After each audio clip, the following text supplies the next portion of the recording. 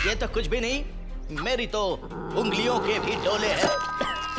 আমি বাজি ধরে বলতে পারি যাদের 2000 সালের দিকে জন্ম তারা এই বিড়ালটিকে অবশ্যই চেনে। এর নাম হলো অগি। এটি একটি ফরাসি কার্টুন ছিল যার কিনা কোনো সংলাপই ছিল না, মানে প্রথম দিকে এই কার্টুনে কোনো ভয়েস ওভারই ছিল না। তা থাকা সত্ত্বেও এটি বিশ্বজুড়ে 100 মিলিয়ন ইউরোর বেশিও আয় করেছিল এবং এটি আমাদের ভারতবর্ষের সাংস্কৃতিক আইকন হয়ে উঠেছিল, যেখানে বেশিরভাগ মানুষ ফরাসি বুঝতো না। তাছাড়া এই কার্টুনের একটা এপিসোড ছিল যেখানে একটা নগ্ন মহিলাকে দেখানো হয়েছিল, তার জন্য তো নিকলোডিয়ান্স নিউড কার্টুন স্ক্যান্ডেলের খিতাব পেয়ে যায়। এর জন্য তো ওই এপিসোডটাকে পুরোপুরি ভাবে ব্যান করে দেওয়া হয়। এই নীরব বিড়ালটা আর এই 3 দুষ্টু তেলাপোকা জয়, ডিডি আর মার্কি কেবল একটা কার্টুনের চরিত্র নয়, তারা বিশ্বজুড়ে সাংস্কৃতিক যুদ্ধ, ব্যবসা এবং সেন্সরশিপের প্রতীক তৈরি করেছিল। আজ আমরা শুধু কার্টুনের গল্প জানবো না, আমরা জানবো কিভাবে অগি অ্যান্ড দ্য ককরোচ কার্টুনটি জগতের রাইজ অ্যান্ড ফলের ইতিহাস তৈরি করেছিল। তাই ভিডিওটা শেষ অবধি দেখতে থাকো।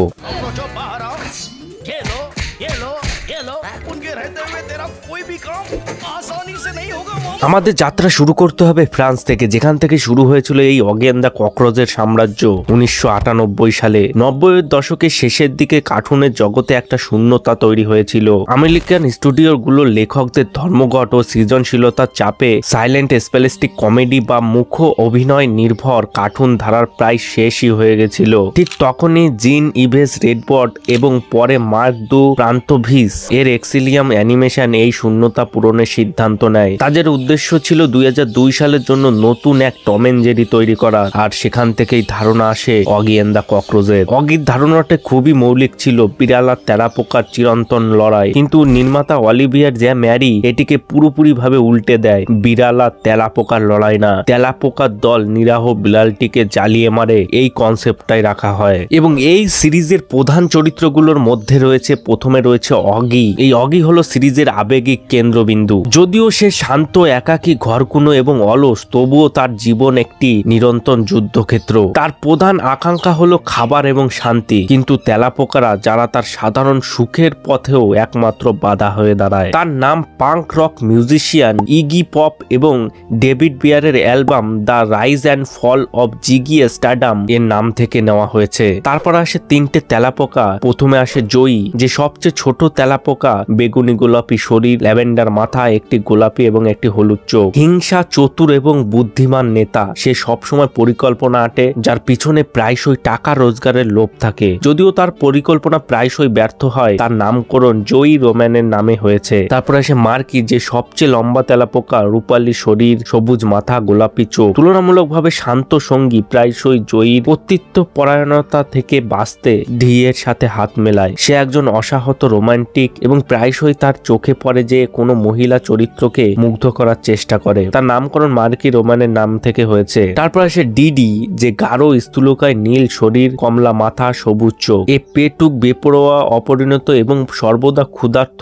সদস্য, যার লোভ কখনো কখনো অস্বাভাবিক পর্যায়ে পৌঁছে যায়। সে মাঝে মধ্যে বড় অখাদ্য জিনিসও খেয়ে ফেলে। সে গোপনে অপেরা গান ভালোবাসে, যার নামকরণ দিদি রোম্যানের নামে হয়েছে। তাছাড়া আরো অনেক ক্যারেক্টার রয়েছে, যেমন জ্যাক, বব, অলিভিয়া। এইসব ক্যারেক্টার গুলোকে নিয়ে কিন্তু শুরু হয়েছিল এই অগি অ্যান্ড দ্য ককরোচ। সিরিজের প্রধান শক্তি ছিল এর সংলাপহীনতা। প্রথম দিকে কোনো সংলাপ না থাকায় এটি ভাষা এবং সাংস্কৃতিক সীমানায় আটকে থাকেনি। শুধুমাত্র শারীরিক অভিব্যক্তি, সাউন্ড ইফেক্ট এবং মজাদার চেঁচামেচির মাধ্যমে এটি বিশ্বজুড়ে দর্শকের কাছে পৌঁছে যায়। এই ইউনিভার্সাল স্পেলিস্টিক ফরম্যাট একটা আশীর্বাদ হয়ে দাঁড়ায়। সিরিজের প্রথম সিজন তৈরি করা হয় 9 মিলিয়ন ইউরো খরচ করে, কিন্তু এই সংলাপ না থাকায় এটি সহজেই 190টিরও বেশি দেশে লাইসেন্স করা হয়, ফলে লাভের মার্জিনও বেড়ে যায়। বিশ্বজুড়ে সুপারহিট হলেও দুটো প্রধান বাজারে এর ভাগ্য ছিল সম্পূর্ণ বিপরীত। ফ্রান্সে অগি হিট ছিল, কিন্তু ভারতে এটি হয়ে ওঠে সাংস্কৃতিক আইকন। কিভাবে? 2009 সালে প্রথম নিকলোডিয়ানে এলেও এর ভাগ্য পাল্টায় 2012 সালে 16 জুলাইয়ের পর থেকে, যখন এটি কার্টুন নেটওয়ার্ক ইন্ডিয়ায় চালানো হয়। সিএন ইন্ডিয়া মানে কার্টুন নেটওয়ার্ক ইন্ডিয়ায় একটি যুগান্তকারী সিদ্ধান্ত নেয় যে তারা এই সাইলেন্ট কার্টুনটিকে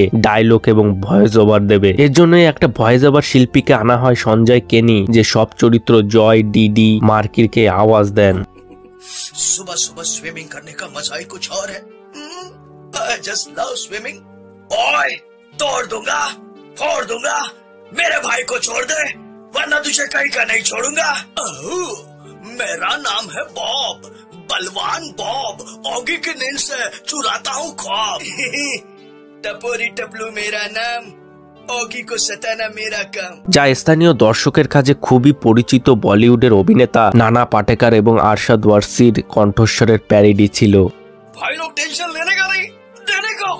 ये शार्क के भेजे में केमिकल लॉन्च है। फिर क्या था, शार्क की हो गई पिटाई, ऑगी की हो गई रिहाई। এই লোকাল ফ্লেভার, কৌতুক এবং সাংস্কৃতিক রেফারেন্সের যোগ হওয়ার পরই অগি ভারতীয় শিশুদের মধ্যে অন্যতম প্রিয় কার্টুন চরিত্র হয়ে ওঠে। এটি মোট দেখা সময়ের ৬৭% দখল করেছিল, যেটা একটি বিশাল বাণিজ্যিক সাফল্যের ইঙ্গিত দেয়। এত সাফল্যর পরেও তাদের অনেক এপিসোডে অনেক বাধার সৃষ্টি হয়। অগি প্রথম দিকে ফক্স কিডে এলেও এর দ্বিতীয় প্রচেষ্টা ছিল ২০১৫ সালের ফেব্রুয়ারি নিকলোডিয়ানে, কিন্তু মাত্র কয়েক সপ্তাহের জন্যই ছিল, তারপরে এটি বন্ধ হয়ে যায়। কেন? এর মূল কারণ ছিল বিতর্ক। ২০১৫ সালে ৫ই মার্চ আনহ্যাপি ক্যাম্পার নামে একটি পর্ব সম্প্রচারের সময় অগির একটা ট্রেলারের ব্যাকগ্রাউন্ডে খানিকের জন্য একটি নগ্ন মহিলার ফ্রেমবন্দি ছবি দেখা যায়। মাত্র এক ঝলকের এই দৃশ্যটি আমেরিকান প্যারেন্টিং স্ট্যান্ডার্ডের জন্য ছিল ভয়ানক। বাবা মায়েদের ক্ষোভের মুখে নিকলোডিয়ান দ্রুত এপিসোডটি সরিয়ে নেয় এবং সিরিজের সম্প্রচারের সময় নিঃশব্দে মে মাসের মধ্যে পুরোপুরিভাবে বন্ধ হয়ে যায়। অগি অ্যান্ড দ্য ককরোচের ইতিহাস কেবল জনপ্রিয়তা নয়, কঠোর সেন্সরশিপের ইতিহাসও জুড়ে রয়েছে,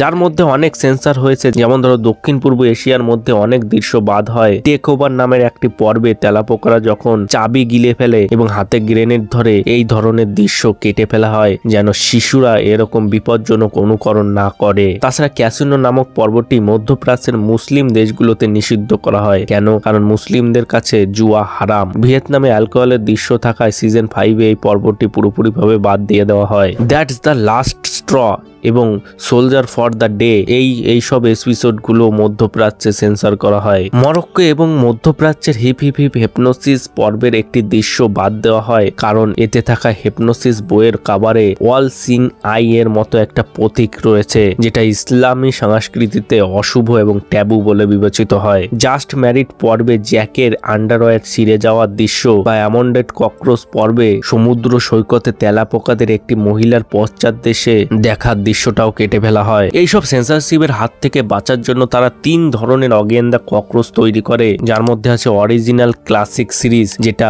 সমস্ত বয়সের মানুষেরাই দেখতে পারবে, যার 7টা সিজন এসেছিল এবং 500টা এপিসোড এসেছিল, যেটা 6 সেপ্টেম্বর 1998 সালে শুরু হয়েছিল এবং 30 জানুয়ারি 2019 সালে শেষ হয়ে যায়। তারপর থেকে এখনো পর্যন্ত কিন্তু এই সমস্ত বয়সের জন্য অগি অ্যান্ড দ্য ককরোচ আর বানানোই হয়নি। তারপরে ওটিটি প্ল্যাটফর্মে আরো এপিসোড আছে, যেমন অগি নেক্সট জেনারেশন, যেটা শুধুমাত্র শিশুদের জন্যই ছিল, এবং তাছাড়া অগি নামে এপিসোডগুলো এইগুলো 3 থেকে 6 বছরের বাচ্চাদের জন্য ছিল, যেগুলো সিজিআই অ্যানিমেশনের দ্বারা তৈরি করা হয়েছিল। তাদের এই বাজারের কাঠামোটা রক্ষা করতে তারা একই সাথে ক্লাসিক ফ্যান, নতুন বাচ্চা এবং একেবারে ছোটদের কিন্তু বেশি টার্গেট করে। এই কার্টুনের অনেক এমন সিন আছে যেগুলো কিন্তু ইন্ডিয়ায় অনেকটা ইনঅ্যাপ্রোপ্রিয়েট ছিল, যেমন অগি আর অলিভিয়ার কিসিং সিন। এইসব সিনগুলো কিন্তু ইন্ডিয়ায় সেন্সর করা হয়েছিল। অগি অ্যান্ড দ্য ককরোচেস কেবল একটা হাসির কার্টুন নয়, এটি বিশ্বজুড়ে তার সাম্রাজ্য ছড়িয়েছে। একটি ফরাসি কার্টুন কিভাবে আমেরিকা সেন্সরশিপের পরেও ভারতের সাংস্কৃতিক অভিযানকে